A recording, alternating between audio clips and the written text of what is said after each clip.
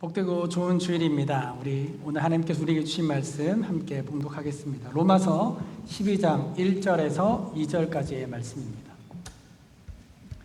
로마서 12장 1절에서 2절까지의 말씀을 한 목소리를 함께 봉독하도록 하겠습니다. 로마서 12장 1절에서 2절까지의 말씀입니다. 형제자매 여러분, 그러므로 나는 하나님의 자비하심을 힘입어 여러분에게 권합니다. 여러분의 몸을 하나님께서 기뻐하실 거룩한 산제물로 드리십시오. 이것이 여러분이 드릴 합당한 예배입니다. 여러분은 이 시대의 풍조를 본받지 말고 마음을 새롭게 함으로 변화를 받아서 하나님의 선하시고 기뻐하시고 완전하신 뜻이 무엇인지를 분별하도록 하십시오. 아멘. 아멘. 미국에 살면서 미국과 한국의 다른 문화들을 많이 발견하게 됩니다. 그래서 그런 문화들 차이들 때문에 감명받기도 하고 또 놀라기도 하고 또 한편으로는 실망하기도 하고 또 어려움을 겪기도 합니다. 그리고 계속 미국에서 살다 보니 또 발견할 수 있는 것은 미국에서 살아가고 있는 우리 한인들의 문화, 우리 한국 사람들의 문화 또한 발견할 수 있습니다. 여러 가지가 있지만 그 중에 하나는 우리 한국 사람들이 한국에 다녀오시면 많은 분들이 변신을 하고 돌아오신다는 거예요. 그래서 뭐 이분이 누구신가 할 정도의 그런 변신은 아니에요. 분명히 그런 변신은 아닌데 여러 가지로 변신해 오십니다. 대체적으로 남자분들 같은 경우에는 이 눈 쪽에 변신들이 많으세요. 네. 여기서는 절차가 좀 복잡하고 또 값이 비싸니까 안경을 새롭게 하신다거나 아니면 커플이 이렇게 두 개가 되어 오신다거나 그렇게 변신을 하세요. 그리고 자매님들 같은 경우에는 이렇게 헤어스타일의 변신이 있죠. 그래서 교포 스타일에서 한국 스타일. 그래서 뭔가 이렇게 볼륨이 이렇게 풍성해졌다가 이렇게 차분해지면서 세련된 스타일로 이렇게 변신해서 오시는 것 같아요. 그 외에도 뭔가 있긴 한데 남자로서는 제가 알지 못하는 뭔가 또 있는 것 같아요. 네, 그런 변신을 해서 돌아오십니다. 저도 이제 한국에 가면 변신을 좀 해야 돼요. 이게 안경도 4년 전에 맞춰가지고 안경도 좀 새롭게 해야 되고 제 팔다리 길이에 맞는 이 양복이나 셔츠도 좀 새로 사야 하고 그 외에도 변신해야 할 그런 리스트들이 있습니다. 이제 방학 시즌이고 한국에 가시는 분들이 몇 분 이렇게 소식을 듣게 되는데 여러분들이 이제 한국에 가시면 어떤 변신의 리스트들이 있으십니까? 너무 큰 변신 하시지 마시고 딱 필요한 변신만 하시고 돌아오시면 좋겠어요. 우리는 어떠한 상황에 처하거나 무언가를 시작하려면 그 상황에 따라서 여러 가지들을 잘 준비하고 갖춰야 한다라고 생각하는 그런 경향들이 있습니다. 특히 한국인들이 이러한 모습에 외국인들이 많이 놀라는 것 같아요. 예를 들면 우리 한국인들은 저기 네팔에 있는 히말라야 산을 등산하는 것이 아니라 뒷산 등산하는데도 이 등산 장비를 이렇게 머리에서부터 쫙 이렇게 풀 세팅을 해서 이렇게 가시는 모습도 있고 운동이나 악기 등 취미 생활을 시작하면 웬만한 프로들보다 더 좋은 장비나 악기를 가지고 이렇게 탁 나타나십니다. 이렇게 장비를 잘 갖춰서 마치 프로와 같은 모습을 변신하면 더 잘할 수 있을 것 같은 기분이 들기도 하지만 이러한 변신은 금방 열정이 식어버릴 수 있습니다. 그러면서 깨닫게 되는 것은 이런 외형적인 준비나 변신보다는 우리 중심의 변화가 더 중요하다라는 것들을 깨닫게 됩니다. 이러한 변신은 교회에 오는 성도님들의 이렇게 모습에서도 발견됩니다. 교회 오래 다녀온 우리들에게 있어서는 자연스러운 모습이지만 아직 교회를 다니지 않거나 교회를 다니려고 준비하는 사람들은 교회에 다니려면 아주 큰 변신과 결단을 해야 된다라고 이렇게 생각합니다. 대체적으로 우리 한국 사람들이 그런 변신 때문에 교회에 나오기를 어려워하는데 그건 바로 술과 담배를 끊어야 한다라는 거죠. 지난 교회에서도 남편이 오랫동안 교회 안 나오고 계신 한 은퇴 권사님 계셨습니다. 남편이 교회 안 나오신 이유가 술과 담배를 끊어야 해서라고 하셨어요. 많은 목사님들 그리고 성도님들이 괜찮다라고 아무리 오랫동안 말씀을 드려도 그분은 소용이 없었습니다. 근데 어떻게 보면 그분은 정직한 분 같습니다. 내 마음의 변화에서 비롯되지 않는 변화, 그리고 비롯되지 않는 변신, 그건 소용이 없다라는 것. 내 마음에서부터 시작된 그런 변화가 아니라면 그렇게 한다고 뭐가 바뀔까 하는 그런 마음에서 그렇게 하셨겠죠. 그렇기 때문에 어떻게 보면 그분은 참 정직한 분 같이 생각됩니다. 제가 본 가장 안타까운 변신의 모습은 예전 한 기업 총수의 변신의 모습입니다. 그는 2년 넘는 기간 동안 감옥에서 지내다가 출소하게 되었는데, 출소하는 그의 손에는 커다란 성경책을 들고 나왔어요. 그러니까 아주 특종거리인 거죠. 그래서 사진을 엄청나게 많이 찍었어요. 이제 앞으로는 죄를 짓지 않고 하나님 말씀대로 살겠다 하는 그런 다짐 같아 보였습니다. 하지만 그가 출소하고 난 뒤의 행동들은 차라리 성경책을 들고 나오지 않았으면 좋았을 텐데 하는 그런 모습들을 너무나도 많이 보여주었습니다. 오늘 우리가 함께 읽은 본문 로마서에서도 이런 변신에 관한 이야기가 있습니다. 이는 다른 초대교회에서도 계속해서 질문되고 있는 그런 문제들 중에 하나입니다. 이 로마서의 수신처가 되는 로마 교회는 사도 바울이 직접 개척한 교회는 아닙니다. 아마 사도행전의 오순절 성령 강림 사건 때 그때 성령의 은혜를 받은 성도가 로마로 다시 돌아가서 개척했을 수도 있고, 이미 로마에 살고 있는 유대인들 중에 이 성령의 은혜를 받아서 교회를 세운 그런 교회일 수도 있습니다.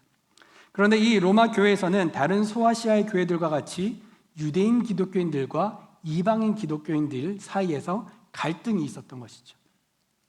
이는 이방인이 구원을 받으려면 율법을 행해야 한다, 특히 남자들은 할례를 행해야 한다라고 하는 주장입니다.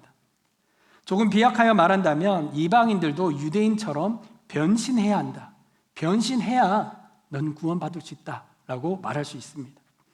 하지만 사도 바울은 1장부터 11장에 이르기까지 여러 가지 주제를 가지고 이를 반박합니다. 그래서 먼저 우리가 잘 아는 로마서 1장 17절 말씀을 통해 이렇게 말합니다. 하나님의 의의가 복음 속에 나타납니다. 이 일은 오로지 믿음에 근거하여 일어납니다. 이것은 성경에 기록된 바 의인은 믿음으로 살 것이다 한 것과 같습니다. 우리가 너무나도 잘 알고 있고 우리가 참 굳세게 믿고 있는 그 말씀 중에 한 구절입니다. 사도 바울은 율법의 행함으로 구원을 받는 것이 아니라 예수 그리스도를 믿는 믿음으로 구원을 받는다는 것을 선포하고 난 뒤에 로마서에서 계속해서 인간의 죄성과 율법의 기능과 한계에 대해서 설명합니다. 그리고 믿음의 조상 아브라함도 그가 의롭게 된 것은 할례를 받고 난 뒤에 의롭게 된 것이 아니라 하나님을 믿는 믿음으로 의롭게 됐다라는 것, 하나님을 믿는 믿음으로 의롭다 칭함받았음을 증거합니다. 그래서 율법의 행함으로가 아니라 믿음으로 구원받는 것임을 설명하는 것이죠. 이는 오늘 우리들도 동일합니다. 우리도 교회를 다니기 때문에 하나님으로부터 의롭다 칭함받는 것이 아니죠. 예수 그리스도의 복음을 믿기 때문에, 예수 그리스도의 십자가의 사랑과 부활의 능력을 믿기에 우리는 의롭다 칭함을 받았습니다. 그 결과 우리는 하나님을 아빠 아버지라 부를 수 있는 은혜를 얻고 이렇게 하나님께 담대히 나와 우리 주님 앞에 예배를 드리고 있는 것입니다. 사랑하는 성도님들, 이 은혜에 언제나 감사할 수 있는 저와 여러분 될 수 있기를 바랍니다. 우리는 이 은혜의 자리 너무나도 쉽게, 너무나도 당연하게 나왔지만 이 자리 가운데 하나님께서 먼저 허락하신 하나님의 은혜가 여기에 있습니다. 예수 그리스도의 십자가 사랑과 십자가 부활의 능력이 여기에 이미 먼저 와 있다는 것이죠. 우리 언제나 그 은혜에 감격하시고 그 은혜에 감사하는 마음 가지고 겸손히 이 하나님께 예배드릴 수 있는 저와 여러분 될 수 있기를 바랍니다. 사도 바울은 이렇게 하나님의 은혜로 구원을 받은 사람들이 이제 어떻게 살아가야 하는지를 이제 로마서에서 설명합니다. 그 시작점이 오늘 우리 본문, 로마서의 후반부를 할 수 있는 오늘 본문 12장 1절과 2절 말씀입니다. 다시 한번 제가 읽겠습니다. 형제 자매 여러분, 그러므로 나는 하나님의 자비하심을 힘입어 여러분에게 권합니다. 여러분들의 몸을 하나님께서 기뻐하실 거룩한 산제물로 드리십시오. 이것이 여러분이 드릴 합당한 예배입니다. 여러분은 이 시대의 풍조를 본받지 말고 마음을 새롭게 함으로 변화를 받아서 하나님의 선하시고 기뻐하시고 완전하신 뜻이 무엇인지를 분별하도록 하십시오. 이렇게 시작되는 사도 바울의 이 로마서 후반부는 기독교인들이 지켜야 할 또 다른 율법으로 볼 수도 있습니다. 그렇지만 시작점이 다른 것이죠. 우리가 미국에 살기에 미국법을 당연히 지켜야 하는 것처럼 하나님의 은총으로 하나님의 자녀된 우리들은 당연하게 하나님의 법을 지켜야 합니다. 그러니 이는 우리에게 멍해가 되는 것이 아니라, 짐이 되는 것이 아니라 하나님의 생명의 법을 지킬 수 있는 특권을 얻게 된 것이죠. 이제 곧 말씀하시는 많은, 이제 로마서 12장부터 시작되어지는 많은 실전적인 것들, 많은 하나님의 뜻들을 지키며 나갈 때에 그걸로 통하여 우리들은 하나님을 닮아가고 예수 그리스도를 닮아가고 우리의 삶이 더욱더 하나님 안에서 온전하게 되어지는 그런 은혜들을 우리에게 허락해 주시는 것입니다. 그러니 이제 하나님의 법을 지키는 것은 이제 우리들에게는 특권이라 할 수 있는 것이죠. 그래서 그런지 사도 바울은 1절 시작 첫 문장에 우리들에게 명령하지 않습니다. 성도 여러분, 이제 지켜야 합니다. 이런 것들 행하십시오. 이렇게 하셔야만 합니다. 이렇게 하는 것이 명령입니다. 이렇게가 아니라 권합니다 라고 이렇게 이야기합니다. 거기에 하나님의 자비하심을 힘입어서 여러분에게 권합니다. 공동번역에서는 하나님의 자비가 이토록 크시니 나는 여러분들에게 권고합니다 라고 이렇게 번역합니다. 여러분, 왜 하나님의 자비가 이토록 크십니까? 이는 로마서 1장에서 11장에 이르는 죄인인 우리를 구원하신 하나님의 자비하심과 사랑하심의 전체 요약이라 할 수 있습니다. 이 말에 1장부터 11장의 내용이 다 포함되어 있는 거죠. 그 하나님의 놀라운 자비하심으로, 그 하나님의 놀라운 은혜로 이제 여러분들에게 권면합니다 라고 말하고 있는 거죠. 성도님들, 사도 바울이 하나님의 은혜로 구원함을 받은 이방인 성도들에게 무엇을 권면하였을까요? 로마 교회 성도들이 이제 그리스도인으로 변신하기 위해서 권면하는 것이 아니라 이미 하나님의 은혜로 하나님의 자녀가 된 이방인 성도들에게 어떠한 은혜의 삶을 권면하였을까요? 이는 오늘 우리들을 향한 권면이기도 합니다. 우리가 읽은 12장 1절은 계속해서 나올 실천적인 말씀의 이제 대전제라 할 수 있는 그런 말씀입니다. 이 대전제에서 사도 바울이 우리에게 권면하는 것은 먼저 너희의 몸을 하나님께서 기뻐하실 거룩한 산제물로 드리십시오라고 권면합니다.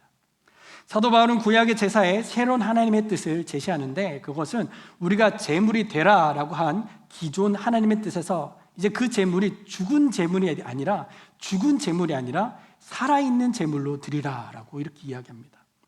이러한 사도 바울의 권면은 구약 제사의 업그레이드를 할 수 있습니다. 우리가 알듯이 구약의 제사는 나를 대신하는 대속물, 제물이 있었죠. 그리고 그 대속물을 하나님께 드릴 때 자신이 직접 제물을 죽입니다. 계속해서 자기가 그 제물이 나라고 생각하면서 하나님 앞에 드리기 위해 제물을 죽이는 거죠. 그리고 제사장을 통해 하나님께 올려드렸습니다. 하나님께서는 그 제물이 곧 우리 자신이 되기를 바라셨지만 이스라엘 민족은 그렇지 못했습니다. 예언서에 기록되어 있는 유대인들의 제사 드리는 모습은 아주 상당히 형식적인 모습이었습니다. 그들은 때가 되면 성전에 올라가서 돈으로 가축을 사고 이제 그 가축을 제사장에게 건네주기만 하면 제사는 끝! 나는 이제 하나님께 모든 의무를 다 했어! 라고 그런 모습으로 제사를 드렸던 것이죠. 그러니 그들은 제사를 지내도 아무리 값비싼 제물을 하나님께 올려드려도 하나님의 자녀로의 변화는 없었습니다. 그저 변신한 하나님의 자녀였을 뿐이었던 거죠. 하지만 사도 바울은 그 제물이 나와 상관없는 가축이 아니라 나 자신이 되기를, 그리고 그 제물은 더 이상 죽은 것이 아니라 살아있는 우리들이 되기를 권면합니다. 그래서 제사 지낼 때만 하나님 앞에 올려지는 것이 아니라 살아서 생활하는 우리의 모든 삶의 자리에서도 그 제사가 이어지기를 권면하는 것이죠. 그리고 이것이 우리가 드릴 합당한 예배이다. 이것이 오늘 우리가 드릴, 이것이 예수 그리스도로 인하여 새로운 사람이 된 하나님의 자녀가 된 우리들이 드릴 합당한 예배다라고 우리들에게 권면하고 있는 겁니다. 성도님들, 오늘 여러분들은 어떠한 마음으로 지금 이 예배를 드리고 계십니까? 오늘 사도 바울은 우리가 산제물이 되어 하나님께 올려지기를 권면하고 있습니다. 예배자가 제물의 살과 가죽을 벗기고 제사장이 더러운 똥과 내장을 버리듯이 우리가 하나님의 사랑 안에서 우리의 고집을 벗겨내고 우리의 허물과 더러운 것들을 다 내다 버리기를 권면하고 있는 것이죠. 그리고 이렇게 벗겨지고 버려진 곳에 하나님의 은혜와 하나님의 뜻으로 채워지며 이제 변화된 산제물이 되어서 우리의 가정과 직장과 삶의 자리 가운데로 나아가는 것, 그 삶을 지금 우리에게 권면하고 있는 겁니다. 그래서 2절에서는 이렇게 하나님께 올려드려지고 하나님의 은혜로 충만하게 된 자들이 어떻게 살아가야 할지에 대해서 전해줍니다. 먼저는 우리에게 이 세대의 풍조를 본받지 말고 라고 말합니다. 원어의 의미를 좀 더 생각해 본다면 세상의 뜻을 마치 판화를 찍어내듯이 그 뜻대로 똑같이 살지 말라. 더 쉽게 이야기한다면 세상 사람들과 똑같이 살지 말라는 거죠. 세상 사람들이 영향받고 세상 사람들이 생각하는 대로 똑같이 너희들은 살지 마라 라고 이렇게 말할 수 있습니다. 우리는 옛날이나 지금이나 세상 풍조에 참 쉽게 영향을 받습니다. 더욱이 인터넷과 스마트폰의 발달로 인해 그 모습은 더욱더 심화되었죠. 예전에는 인터넷을 하려면 거실에 있는 공용 이 데스크탑에 나가야 했습니다. 거기에 나아가야지만 인터넷에 접속할 수 있었죠.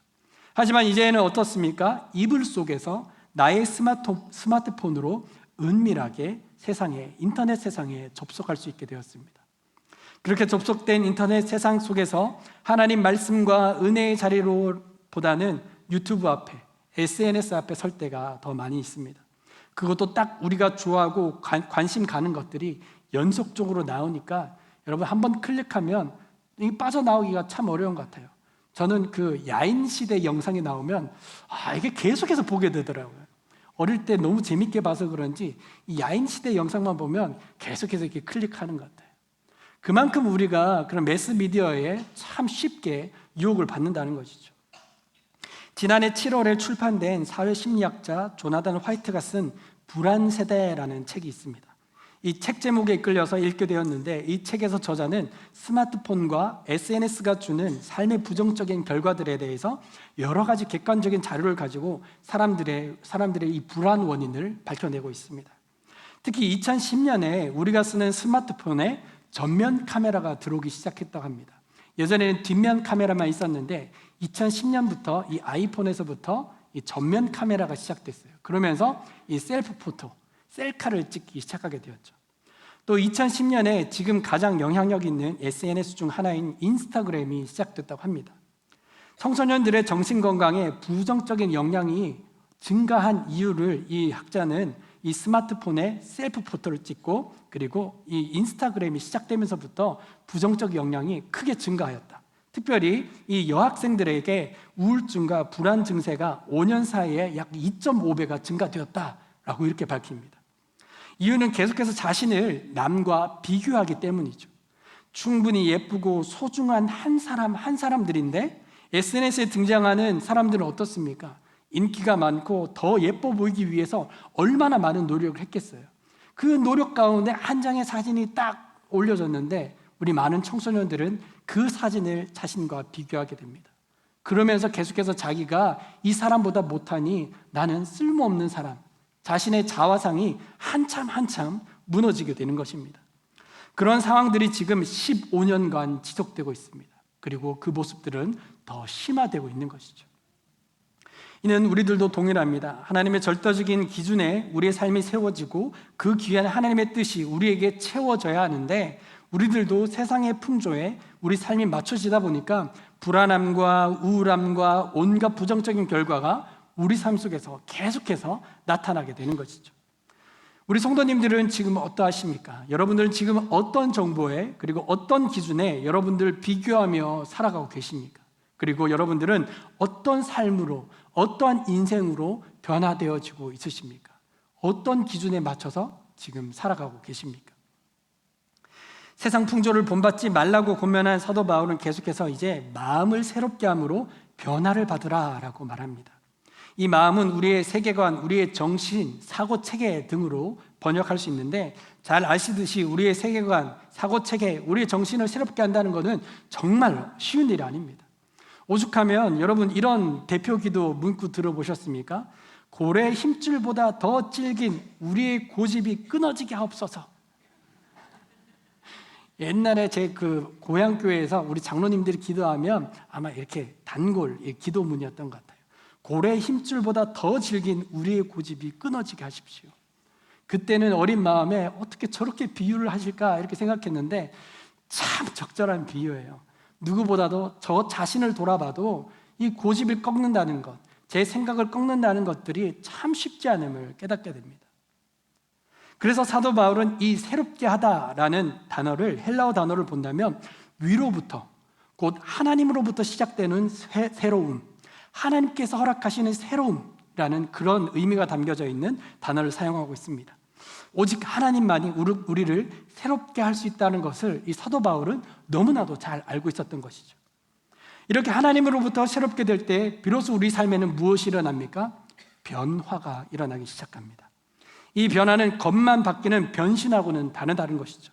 사용한 이 헬라어 단어 역시 외형만의 변신이 아니라 내적 본질의 변화, 우리 마음, 우리 세계관, 우리 사고 체계의 변화가 일어난다라고 이렇게 기록하고 있습니다.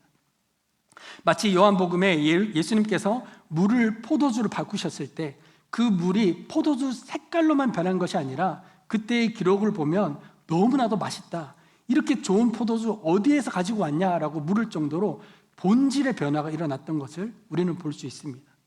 이렇게 우리가 하나님 앞에 나아갈 때, 하나님께서 허락하실 때 우리의 생각의 변화, 가치관의 변화, 속사람의 변화가 일어나게 되는 것이죠.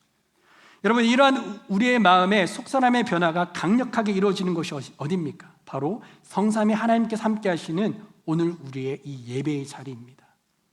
이 예배 안에서 우리는 하나님의 전능하심 앞에 겸손히 무릎 꿇고 예수 그리스도의 십자가 사랑과 어둠의 권세를 이기신 그 부활의 능력을 다시 한 번 더 확인할 수 있습니다.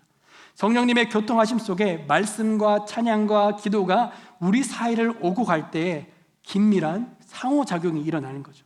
그 상호작용 안에서 우리는 비로소 변화를 경험하게 되는 것입니다. 그래서 예배학자 로버트 웨버 목사님은 예배는 동사다라고 이렇게 이야기했습니다.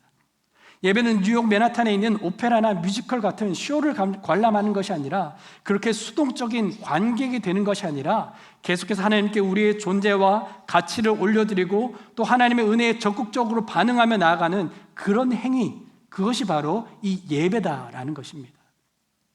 그렇게 될 때 우리의 마음과 생각에 하나님으로부터 시작되는 변화가 일어납니다.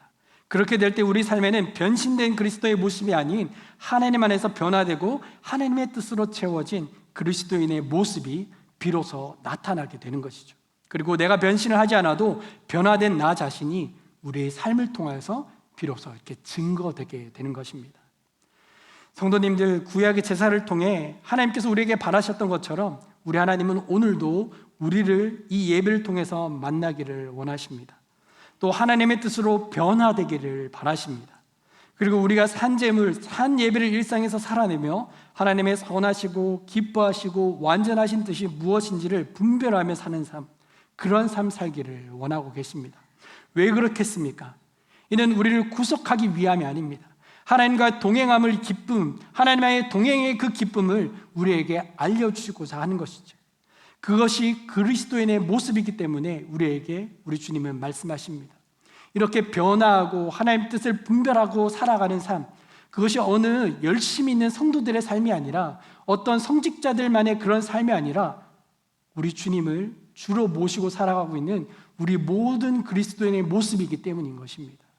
그래서 우리 주님은 우리를 새롭게 하길 바라시고, 그리고 우리가 변화되어서 하나님의 뜻대로 살아가기를 원하시는 것이죠.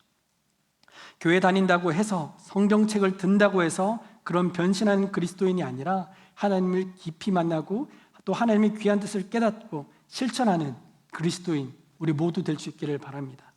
때로는 그 뜻을 행하며 세상과 부딪히기도 하고 고민하기도 하고 갈등하면서 하나님의 귀한 뜻이 무엇인지 발견하고 그렇게 변화되는 그런 그리스도인들이 저와 여러분이 될 수 있기를 바랍니다. 그 안에서 우리가 예상하지 못하는 놀라운 하나님의 은혜를 발견할 수 있습니다.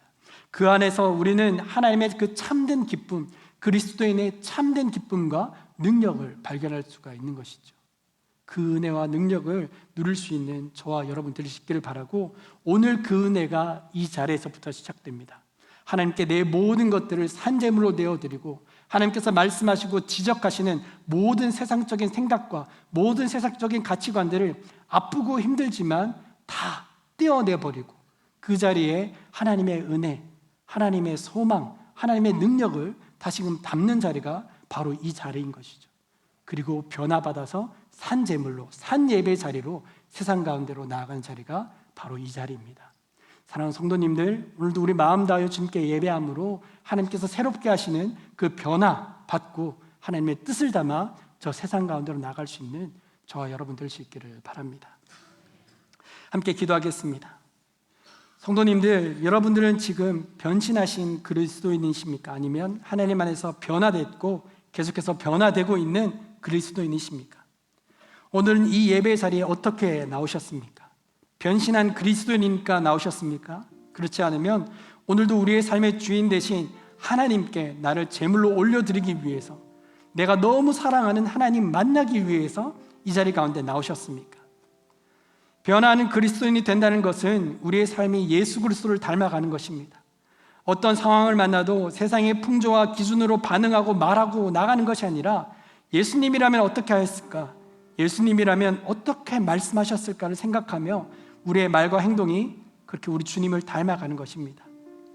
오늘 이 예배 자리는 다시금 우리의 마음을 하나님 안에서 새롭게 회복시키는 자리입니다. 그렇게 우리의 마음을 새롭게 하여 상황보다 더 크신 하나님께서 나와 함께하고 계심을 믿으며 세상의 풍조, 세상의 근심과 욕심을 끊어내며 내 마음 가운데 있는 상처들, 내 마음 가운데 있는 모든 아픔들을 하나님의 은혜로 새롭게 하는 자리가 이 자리입니다. 사랑하는 성도님들, 하나님의 새롭게 하심을 기대하심으로 또 나의 모든 것들을 내어드리심으로 하나님의 은혜를 받으시고 변화의 자리로 나아가는 오늘 이 시간 되길 바랍니다. 여러분의 삶을 돌아보시면서 잠시 한번 기도하며 나가도록 하겠습니다. 기도하겠습니다.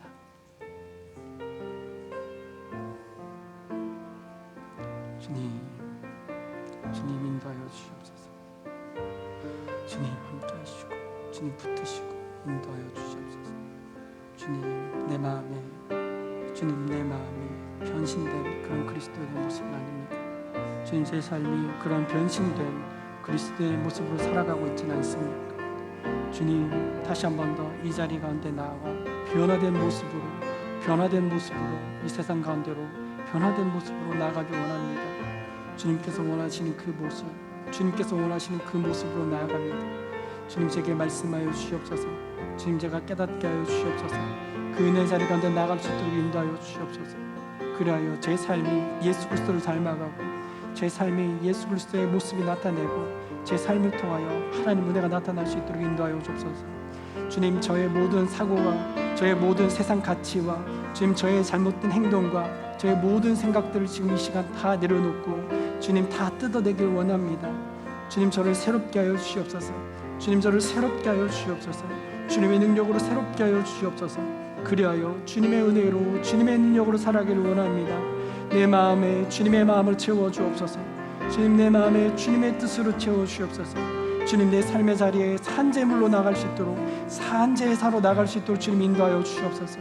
그 은혜가 오늘 여기서부터 시작됨을 믿고 그 은혜가 오늘 여기서부터 이루어짐을 믿고 주님께로 세상 가운데로 나아가오니 주님 저와 함께하여 주옵소서. 주님 저에게 말씀하시고 깨닫게 하여 주시옵소서. 주님 그 귀한 은혜가 지금 선포되고 있음을 믿고 주님의 은혜 자리로 나아가오니 주님 함께하여 주시옵소서. 주님 인도하여 주시옵소서. 주님 함께하여 주시옵소서.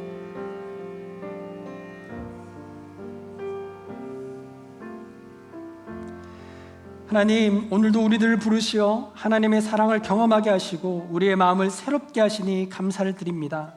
또한 언제나 우리에게 먼저 변신하라고 말씀하시지 않으시고 하나님의 사랑을 깨닫게 하시고 변화되기를 기다려주시니 감사드립니다.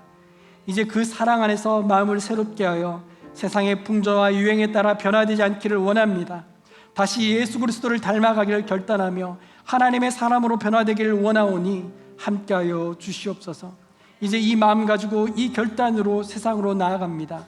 우리와 함께하시고 세상을 이기는 믿음과 은혜 또 주님 허락하시는 기쁨을 누릴 수 있도록 인도하여 주시옵소서. 감사를 드리오며 살아계신 예수 그리스도의 이름으로 기도합니다. 아멘.